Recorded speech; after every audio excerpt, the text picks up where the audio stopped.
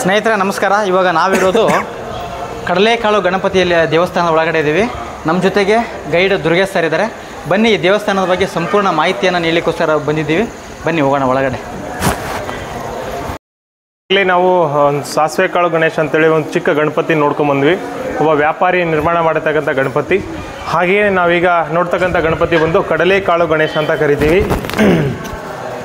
ರಾಜ ಪ್ರೌಢದೇವರಾಯರು ಈ ಗಣಪತಿಯನ್ನು ಸ್ಥಾಪನೆ ಮಾಡ್ತಾರೆ. ರಾಜ ಪ್ರೌಢದೇವರಾಯರು ಈ ಗಣಪತಿಯನ್ನು ಸ್ಥಾಪನೆ ಮಾಡ್ತಾರೆ. ತ್ರಿಲೋಜ ಮತ್ತು ಮಲ್ಲೋಜ ಅನ್ನುವಂಥ ಇಬ್ಬರು ಆರ್ಕಿಟೆಕ್ಚರ್ಸ್ಗಳು, ಶಿಲ್ಪಿಗಳು ಈ ಮೂರ್ತಿಯನ್ನು ಕೆತ್ತನೆ ಮಾಡ್ತಾರೆ. 15ನೇ ಶತಮಾನದಲ್ಲಿ 1428ರಲ್ಲಿ ಈ ಗಣಪತಿಗೆ ಕಡಲೆಕಾಳು ಗಣೇಶ ಅಂತ ಈಗ ಜನರು ಕರಿತಾ ಇರೋದು ಹೆಸರು. ಬಟ್ ಶಾಸನ ಪ್ರಕಾರ ಹೇಳಿದ್ರೆ ಶ್ರೀ ವಿನಾಯಕ ಅಂತ ಈ ಒಂದು ಗಣಪತಿಗೆ ಮುಂದಿನ ಹೆಸರಿತ್ತು ವಿಜಯನಗರ ಕಾಲಕ್ಕೆ. ಬಟ್ ಈ ಗಣಪತಿಗೆ ರಾಜಮನೆತನದವರು ಮಾತ್ರ ಪೂಜೆ ಮಾಡ್ತಾಯಿದ್ರು ಅಂತೇಳಿ ಕೆಲವೊಂದು ಇತಿಹಾಸ ಕೂಡ ಹೇಳುತ್ತೆ. ಹಾಗೆಯೇ ರಾಜಮನೆತನದವರು ಒನ್ ವೇ ಮತ್ತು ಚೆಕ್ ಪೋಸ್ಟ್ ಮತ್ತು ಒನ್ ವೇ ಗೇಟನ್ನು ಕ್ರಾಸ್ ಮಾಡಿ ಮೊದಲ ಪೂಜೆ ವಿನಾಯಕನಿಗೆ ಸಲ್ಲಿಸಿ, ಇಲ್ಲಿಂದ ಇದರ ಪಕ್ಕದಲ್ಲೇ ಪ್ರಾಚೀನ ಮಾರ್ಗ ಇದೆ. ಪ್ರಾಚೀನ ಮಾರ್ಗದಿಂದ ವಿರೂಪಾಕ್ಷ ದೇವಸ್ಥಾನಕ್ಕೆ ಹೋಗಿ ಮತ್ತೆ ಮಾರುಕಟ್ಟೆಗೆ ಬರ್ತಾಯಿದ್ರು. ಬಟ್ ಈ ಗಣಪತಿಗೆ ಯಾಕಪ್ಪ ಸ್ಥಳೀಯರು ಕಡಲೆಕಾಳು ಗಣೇಶ ಅಂತ ಕರಿತಾ ಇದ್ದಾರೆ ಅಂದರೆ, ಗಣಪತಿ ಯುದ್ಧದಲ್ಲಿ ನಾಶ ಆಗುತ್ತೆ. ನಾಶ ಆದಮೇಲೆ ಗಣಪತಿ ಹೊಟ್ಟೆ ಯಾವ ಆಕಾರದಲ್ಲಿರುತ್ತೆ ಅಂದರೆ, ಕಡಲೆ ಬೀಜದಲ್ಲಿ ನಾವು ಒಂದರಲ್ಲಿ 2 ಪೀಸನ್ನಾಗಿ ಮಾಡಿ ನೋಡಿದ್ರೆ ಆ ಶೇಪಲ್ಲಿ ಈ ಗಣಪತಿ ಹೊಟ್ಟೆ ಇದೆ. ಹಾಗಾಗಿ ಸ್ಥಳೀಯರು ಕೊಟ್ಟಿರ್ತಕ್ಕಂಥ ಹೆಸರು ಕಡಲೆಕಾಳು ಗಣೇಶ. ಈ ಗಣಪತಿಯ ಎತ್ತರ ಬಂದು 18 ಅಡಿ ಎತ್ತರ ಇದೆ. ನಮ್ಮ ದಕ್ಷಿಣ ಭಾರತದಲ್ಲಿ ಮೊದಲ ಏಕಶಿಲಾ ವಿಗ್ರಹ, ಅತಿ ದೊಡ್ಡ ಏಕಶಿಲಾ ವಿಗ್ರಹ ಕೂಡ ಹೌದು. ಇದಕ್ಕೂ ಕೂಡ ಚತುರ್ಭುಜ ಗಣಪತಿ ಅಂತ ಕೂಡ ಕರೀತಾರೆ. 4 ಭುಜಗಳುಳ್ಳಂಥ ಗಣಪತಿ. ನಾವು ಆಗಲೇ ಸಾಸಿವೆ ಕಾಳು ಗಣೇಶಲ್ಲೂ ಕೂಡ ನೋಡಿ ಬಂದ್ವಿ. ಬಲಗೈಯಲ್ಲಿ ಮುರಿದೋಗಿರ್ತಕ್ಕಂಥ ದಂತ ಏಕದಂತ, ಎಡಗೈಯಲ್ಲಿ ಲಾಡು ಹಿಡಿದಿದ್ದಾರೆ, ಅಂಕುಶ ಮತ್ತು ಪಾಯಸ ಹಿಡಿದಿದ್ದಾರೆ. ಈ ಗಣಪತಿ ಬೃಹತ್ ಆಕಾರದ ಕಲ್ಲು ಬಂಡೆಯನ್ನು ಅವರು ಚಾಯ್ಸ್ ಮಾಡಿ ಫಸ್ಟ್ ಮೂರ್ತಿಯನ್ನು ಕೆತ್ತನೆ ಮಾಡಿಬಿಟ್ಟು ತದಾದ ನಂತರ ಗರ್ಭಗುಡಿಯನ್ನು ಕಟ್ಟಿದ್ದಾರೆ. ಗರ್ಭಗುಡಿಯ ಎಂಟ್ರೆನ್ಸ್ ಫ್ರೇಮ್ ನೀವು ಅಬ್ಸರ್ವ್ ಮಾಡ್ಬೋದು. ಎಂಟ್ರೆನ್ಸ್ ಫ್ರೇಮ್ ತುಂಬ ಚಿಕ್ಕದಾಗಿದೆ, ಮೂರ್ತಿ ತುಂಬ ದೊಡ್ಡದಿದೆ. ಈ ಎಂಟ್ರೆನ್ಸಲ್ಲಿ ಮೂರ್ತಿ ಹೋಗ್ಲಿಕ್ಕೆ ಸಾಧ್ಯನೇ ಇಲ್ಲ. ಮೊದಲು ಗಣಪತಿಯನ್ನು ಸ್ಥಾಪನೆ ಮಾಡಿ ತದಾದ ನಂತರ ಗರ್ಭಗುಡಿಯನ್ನು ಕಟ್ಟಿದ್ದಾರೆ.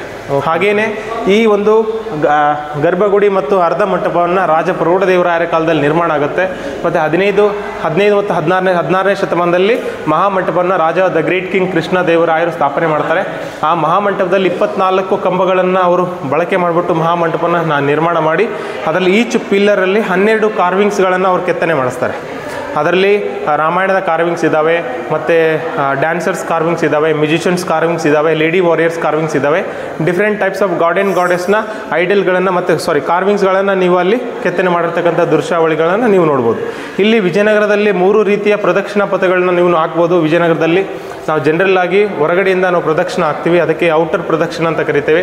ಇಲ್ಲಿ ಇನ್ನರ್ ಪ್ರದಕ್ಷಿಣೆ ಇದೆ. ಇನ್ನರ್ ಅಂದರೆ ಅಂತರಾಳ, ಅಂತ ಅಂದರೆ ಆತ್ಮ, ರಾಳ ಅಂದರೆ ಪರಿಕ್ರಮ. ಅಂದರೆ ಗರ್ಭಗುಡಿ ಒಂದು ಮೂರ್ತಿ, ಆ 2ರ ಮಧ್ಯದಲ್ಲಿ ಪ್ರದಕ್ಷಿಣೆ ಹಾಕಲಿಕ್ಕೆ ಬಹಳ ಕಡಿಮೆ ಸ್ಥಳದಲ್ಲಿ ಸಿಗುತ್ತೆ. ಅದಕ್ಕೆ ನಾವು ಅಂತರಾಳ ಪ್ರದಕ್ಷಿಣೆ ಅಂತ ಕರಿತೀವಿ. 3ನೇ ಪ್ರದಕ್ಷಿಣೆ ಬಂದು ಅಂಡರ್ಗ್ರೌಂಡ್ ಪ್ರದಕ್ಷಿಣೆ, ಅದು ವಿಜಯ ವಿಠಲ ದೇವಸ್ಥಾನದಲ್ಲಿದೆ. ನಿಮಗೆ ಪ್ರದಕ್ಷಿಣೆ ಬಗ್ಗೆ ಇಲ್ಲಿ ನಾವು ತೋರಿಸ್ಕೊಡ್ತೀವಿ. ಪ್ಲೀಸ್ ಬನ್ನಿ.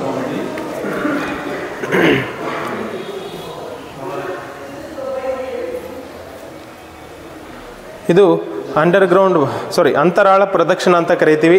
ಇಲ್ಲಿ ನೋಡಿ, ಹಾಗೇನೆ ನಾವು ಹಿಂದಿಂದ ಏನು ಗಣಪತಿಗೆ ಪ್ರದಕ್ಷಿಣೆ ಆಗ್ತಾ ಇದ್ದೀವಲ್ಲ, ಇಲ್ಲಿ ನಿಮಗೆ ಗಣಪತಿಯನ್ನು ಸ್ವಲ್ಪ ವಿಗ್ರಹನೂ ಕೂಡ ಸ್ವಲ್ಪ ಹಿಂದಿನಿಂದ ಪರಿಚಯ ಮಾಡಿಸ್ಕೊಡ್ತೀವಿ. ಇಲ್ಲಿ ನೋಡಿ, ಇದನ್ನು ಈ ಕಲ್ಲು ಬಂಡೆಯನ್ನು ನೋಡಿದ್ರೆ ನಮಗೆ ಗೊತ್ತಾಗುತ್ತೆ. ಈ ಕಲ್ಲು ಬಂಡೆಯನ್ನು ಹೊರಗಡೆಯಿಂದ ತಂದಿರೋದಲ್ಲ, ಇಲ್ಲೇ ಇರ್ತಕ್ಕಂಥ ಕಲ್ಲು ಬಂಡೆ ಮೇಲ್ಗಡೆ ವಿಗ್ರಹನ ಕೆತ್ತನೆ ಮಾಡಿರ್ತಕ್ಕಂಥ ಏಕಶಿಲಾ ವಿಗ್ರಹ. ಇದು ಧೋತಿಯ ಪಾಟು. ಧೋತಿ ಪಾಟು ಇಲ್ಲಿ ಜನಿವಾರ ಹಾಕಿದ್ದಾರೆ. ಮೇಲ್ಗಡೆ ಇದು ಜ್ಯುವೆಲರಿ ಡಿಸೈನ್, ಮೇಲ್ಗಡೆ ಹೂವಿನ ಅಲಂಕಾರವನ್ನು ಕೆತ್ತನೆ ಮಾಡಿದ್ದಾರೆ. ಇದು ಏಕಶಿಲೆ. ಇದರ ಎತ್ತರ ಬಂದು ಹಿಂದಿನ ಪೂರ್ತಿ ಚಿತ್ರ. ಹೌದು ಚಿತ್ರಣ. ನಾವಲ್ಲಿ ಸಾಸಿವೆ ಕಾಳು ಗಣೇಶದಲ್ಲಿ ಹಿಂದಿನ ಚಿತ್ರಣ ನೋಡಿದ್ದು ಗೌರಿ ಗಣೇಶ, ಅಂದರೆ ತಾಯಿ ತೊಡೆ ಮೇಲ್ಗಡೆ ಕೂರಿಸ್ಕೊಂಡಿರೋದು. ಇದು ಪ್ಲೇನ್ ಆಗಿದೆ. ಇದಕ್ಕೆ ಕಡಲೆಕಾಳು ಗಣೇಶ ಅಥವಾ ಶ್ರೀ ವಿನಾಯಕ ಅಂತ ಕೂಡ ಕರೀತಾರೆ.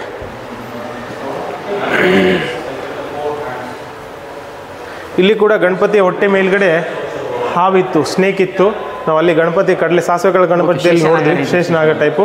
ಬಟ್ ಇದನ್ನ ಯುದ್ಧದಲ್ಲಿ ನಾಶ ಆಗಿದೆ. ಬಟ್ ಇದನ್ನ ಪೂಜೆ ಮಾಡ್ತಾರಾ ಸರ್? ಇಲ್ಲ ಸರ್, ಹೊಡೆದೋಗಿರ್ತಕ್ಕಂಥ ವಿಗ್ರಹಕ್ಕೆ ಪೂಜೆ ಇಲ್ಲ ಅಲ್ವಾ, ಹಾಗಾಗಿ ಹೊಟ್ಟೆ ಮತ್ತೆ ಸೊಂಡ್ಲನ್ನ ಹೊಡೆದಾಗಿದ್ದಾರೆ. ಹೊಡೆದೋಗಿರ್ತಕ್ಕಂಥ ವಿಗ್ರಹಕ್ಕೆ ಪೂಜೆ ಆಗಲ್ಲ, ಹಾಗಾಗಿ ಇದಕ್ಕೆ ಪೂಜೆ ಇಲ್ಲ ಇವತ್ತು. ಇಲ್ಲಿ ಮಹಾಮಂಟಪ, ನಾವು ಇಲ್ಲಿ ಈಗ ಇರೋದು ಮಹಾಮಂಟಪದಲ್ಲಿ ಈ ಥರ ಬೇರೆ ಬೇರೆ ಕಾರ್ವಿಂಗ್ಗಳನ್ನು ಇಲ್ಲಿ 24 ಕಂಬಗಳನ್ನು ಯೂಸ್ ಮಾಡಿಕೊಂಡು ಮಹಾಮಂಟಪನ ನಿರ್ಮಾಣ ಮಾಡಿದ್ದಾರೆ. ಪಿಲ್ಲರ್ಸ್ ಎಷ್ಟು ಸರ್? ಹೌದು, 24 ಪಿಲ್ಲರ್ಸ್ಗಳಿದ್ದಾವೆ. ಇದಕ್ಕೆ ಮಹಾಮಂಟಪ ಅಂತ ಕರಿತೀವಿ. ಇಲ್ಲಿ ಬ್ರಹ್ಮ ರಾಕ್ಷಸರಿದ್ದಾರೆ, ಇಲ್ಲಿ ರಾಜ ನರ್ತಕಿ ಇದ್ದಾರೆ. ಓಕೆ, ಇಲ್ಲಿ ವಿಷಕನ್ಯೆ ವಿಠ್ಠಲ ಸ್ವಾಮಿಯ ಭಕ್ತರಿದ್ದಾರೆ. ಅಲ್ಲಿ ಪರ್ಷಿಯನ್ ಮ್ಯೂಸಿಷಿಯನ್ಸ್ ಇದ್ದಾರೆ, ಅರೇಬಿಯನ್ ಮ್ಯೂಸಿಷಿಯನ್ಸು, ಚೈನೀಸ್ ಮ್ಯೂಸಿಷಿಯನ್ಸು, ಇಲ್ಲಿ ಸುಗ್ರೀವ ಇದ್ದಾರೆ, ಮೇಲ್ಗಡೆ ಗುರುಗಳು, ಮತ್ತು ಅಲ್ಲಿ ವಿಜಯನಗರದ punishment, Kodandarama, Hanumantha, lady warriors, ಈ ಥರ ಬೇರೆ ಬೇರೆ ಬೇರೆ ಬೇರೆ ಕಾರ್ವಿಂಗ್ಗಳನ್ನು ಈ ಒಂದು ಪಿಲ್ಲರ್ಸ್ ಮೇಲ್ಗಡೆ ಕೆತ್ತನೆ ಮಾಡಿದ್ದಾರೆ. ಒಂದು ಪಿಲ್ಲರಲ್ಲಿ 12 ಕಾರ್ವಿಂಗ್ಸ್ಗಳನ್ನು ನೀವು ನೋಡ್ಬೋದು. ಇದಕ್ಕೆ ಮಹಾಮಂಟಪ ಅಂತ ಕರಿತೀವಿ. ಈ ಮಹಾಮಂಟಪದಲ್ಲಿ ಆವಾಗಿನ ಕಾಲಕ್ಕೆ ಪೂಜಾ ಪುನಸ್ಕಾರ ಅಥವಾ ಏನಾದರೂ ಹಬ್ಬನ ಆಚರಣೆ ಮಾಡ್ತಿದ್ದೆ ಇಲ್ಲಿ ಮಾಡ್ತಾಯಿದ್ದೆ. ಆ ಗರ್ಭಗುಡಿ ನಾವು ಹೊರಗಡೆಯಿಂದ ನೋಡಿದ್ರು ಒಳಗಡೆಯಿಂದ ನೋಡಿದ್ರು ಪ್ಲೇನ್ ಆರ್ಕಿಟೆಕ್ಚರು, ಅದು ಸ್ಟಾರ್ಟಿಂಗ್ ಸ್ಟೇಜ್ ಆಫ್ ಆರ್ಕಿಟೆಕ್ಚರ್. ಇದು ಡೆವಲಪ್ಮೆಂಟಿಂಗ್ ಆರ್ಕಿಟೆಕ್ಚರ್ ಅಂತ ಕೂಡ ಹೇಳ್ಬೋದು.